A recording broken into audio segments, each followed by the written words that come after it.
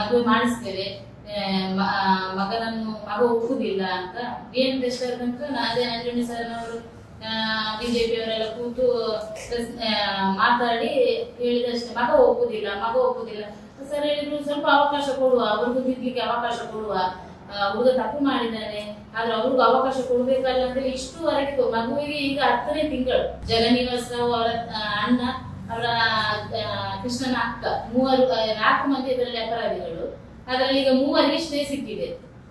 ಆ stain cancel ಮಾಡ್ಲಿಕ್ಕೆ sir ಅಲ್ಲಿ ಇದು ಮಾಡ್ತಾ ಇದ್ದಾರೆ.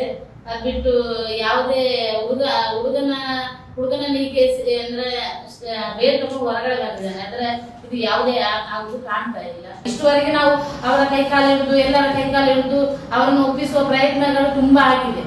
ಇನ್ನೂ ಅವರ ಮನಸ್ಸು ಕರಗುದಿಲ್ಲ ಅಂತ ಹೇಳಿದ್ರೆ ಅಲ್ಲಿದ್ದವ್ರ ಹತ್ರ ನಾನು ನ್ಯಾಯ ಕೊಡಿಸ್ಲಿಕ್ಕೆ ಕೇಳ್ತೇನೆ. ಅಲ್ಲಿದ್ದವರು ನನಗೆ ನ್ಯಾಯ ಕೊಡಿಸ್ತೀವಿ, ನನ್ನ ಮಗುವಿಗೆ ನ್ಯಾಯ ಕೊಡಿಸ್ತೀವಿ. ಅವ್ರು ಯಾವುದೇ ಧಾರ್ಮಿಕ ಕೆಲಸಕ್ಕೆ ಅವ್ರು ಮುಂದೆ ಹೋಗಬಾರ್ದು. ಅವರು ಯಾವುದೇ ನಾಲ್ಕು ಕೊಡಿ ಮರ ಇದಕ್ಕೆ ಎಲ್ಲ ಅವರೇ ಮುಂಚೆ ಮಾಡ್ತಿದ್ದದ್ದು, ಅದು ಯಾವುದಕ್ಕೆ ಅವರು ಮುಂದೆ ಹೋಗಬಾರ್ದು. ಯಾಕಂದ್ರೆ ನನ್ನ ಹೆಣ್ಣು ಮಗುವಿಗೆ ಮಗುವಿಗೆ ನ್ಯಾಯ ಕೊಡಿಸ್ತೀವಿ. ಅವರ ಮಗ ತಾನೇ ಮಾಡಿದ್ದು. DNA ಟೆಸ್ಟ್ ಬರೋ ಮುಂಚೆ ಅಂತ ಹೇಳಿ ನಾ ಮದುವೆ ಮಾಡಿ ಕೊಡ್ತೇನೆ, DNA ಟೆಸ್ಟ್ ಬರ್ಲಿ, ಅದು ಮಗು ನಮ್ಮದಲ್ಲ ಅಂತ. ಈಗ DNA ಟೆಸ್ಟ್ ಬಂದಾಗಿದೆಲ್ಲ, ಕೋರ್ಟು ಕಾನೂನು ಹೋಗಿ ನಮ್ಗೆ ಅರ್ಥ ಆಗ್ತದೆ. ಕೋರ್ಟು ಕಾನೂನು ಇದೆ. ಅಲ್ಲಿ ನಮ್ಗೆ ಹೇಳಿದಾರಲ್ಲ, ಜಗನ್ನಿವಾಸ ರಾವ್ ಹೇಳಿದಾರಲ್ಲ, ಮದುವೆ ಮಾಡಿಸಿ ಕೊಡ್ತೇನೆ ಅಂತ. 21 ವರ್ಷ ಆದ ಕೂಡಲೇ ಮದುವೆ ಮಾಡಿಸಿ ಕೊಡ್ತೇನೆ ಅಂತ ಹೇಳಿದ್ದಾರೆ. ಅದಲ್ಲದೆ ಕೃಷ್ಣ ಜೈಲಲ್ಲಿರುವಾಗ ಹೇಳಿದ್ದಾನೆ DNA ಟೆಸ್ಟ್ ಬರ್ಲಿ, ಅದರ ನಂತರ ನಾನು ಮದುವೆ ಆಗ್ತೇನೆ ಅಂತ ಸಹ ಹೇಳಿದ್ದಾನೆ. ಈಗ ಯಾಕೆ ಹೋಗ್ತಾ ಇಲ್ಲ? ಒಂದು ಹೆಣ್ಣು ಮಗುಗೆ ಅನ್ಯಾಯ ಮಾಡುವ ಇದಾಗ್ತಾ ಇದೆ. ಮದುವೆ ಮಾಡಿಸ್ತೇವೆ ಅಂತೇಳಿ ಯಾವುದೇ ಧಾರ್ಮಿಕ ಕೆಲಸಕ್ಕೆ ಅವ್ರು ಹೋಗ್ಬಾರ್ದು. ಅವರು ನಾನು ಇವತ್ತೇ ಹೇಳ್ತಿದ್ದೇನೆ, ಇದಕ್ಕಿಂತ ಮುಂಚೆ ನಾನು ಹೇಳಿಲ್ಲ. ಈಗ 80 ತಿಂಗಳು ಮಗುವಿಗೆ, ಈಗ 10ನೇ ತಿಂಗಳು ನಡೀತಾ ಇದೆ. ಯಾವುದೇ ಇದಕ್ಕೆ ಅವ್ರು ಮುಂದೆ ಬರ್ತಾ ಇಲ್ಲ. ಇವತ್ತು ಮಾಡ್ತೇನೆ, ನಾಳೆ ಮದುವೆ ಮಾಡಿಸ್ತೇವೆ ಅಂತ ಹೇಳಿ ಹೇಳುದಲ್ಲದೆ ಯಾವುದಕ್ಕೂ ಬರ್ತಾ ಇಲ್ಲ ಅವರು. ಈಗ ಇಂಥ ಅನ್ಯಾಯ ಮಾಡಿ ಅವ್ರ ಮುಂದೆ ಯಾವುದೇ ಕೆಲಸ, ದೇವರ ಅಂದ್ರೆ ನಮ್ಮ ಧಾರ್ಮಿಕ ಕೆಲಸಕ್ಕೆ ಯಾವುದಕ್ಕೂ ಅವ್ರು ಹೋಗಬಾರ್ದು.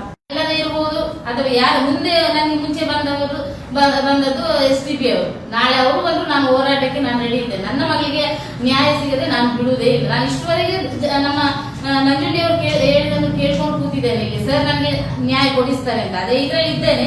ಮುಂದೆ ಅವರು ಇದ್ದಾರೆ, ನೆಕ್ಸ್ಟ್ ಯಾರು ಬರ್ತಾರೆ ನನ್ನ ಮಗಳಿಗೆ ನ್ಯಾಯ ಕೊಡಿಸ್ಲಿಕ್ಕೆ, ಯಾರು ಹೋರಾಟಕ್ಕೆ ರೆಡಿ ಇದ್ದಾರೆ ಅವ್ರ ಜೊತೆ ನಾನು ಹೋಗ್ಲಿಕ್ಕೆ ಇನ್ನೂ ರೆಡಿ ಇದ್ದೇನೆ. ಇಷ್ಟುವರೆಗೆ ನಾವು 10ನೇ ತಿಂಗಳು ಮಗುವಿಗೆ ಇಲ್ಲಿ ಅನ್ಯಾಯ ಯಾರು ಕೇಳುವವರು ಯಾರು ಇಲ್ಲ. ಈಗ ಅಲ್ಲಿ ತನಕ ಮುಟ್ಟಿದ್ದೇವೆ. ಮುಂಚೆ ಹೋರಾಟದ ಲೆಕ್ಕದಲ್ಲಿ ಇಷ್ಟುವರೆಗೆ ನನ್ನ ಮಗಳಿಗೆ ನ್ಯಾಯ ಸಿಗ್ಬೇಕಿತ್ತು, ಇನ್ನೂ ಸಿಕ್ಕಿಲ್ಲ ಮಗುವಿಗೆ. ನಾವು ಮನೆಯಲ್ಲಿ ನಾವು ನರಕ ಬರ್ತಾ ಇದ್ದೇವೆ. ಆ ಮಗುವನ್ನು ಹಿಡ್ಕೊಂಡು, ಮಗು ಸಾಕಿಗೆ ನಮ್ಗೆ ದೊಡ್ಡದೇನಲ್ಲ, ಮಗು ಕೃಷ್ಣಂದಲ್ವಾ. ಕೋರ್ಟಲ್ಲಿ ಇದೆ, ಓಕೆ, ನಮ್ಗೆ ಅರ್ಥ ಆಗುತ್ತೆ. ಕೋರ್ಟ್ ಕಾನೂನು ಅದಕ್ಕೆ ನಾವೇನು ಅಡ್ಡಿ ಮಾಡ್ಲಿಲ್ಲ.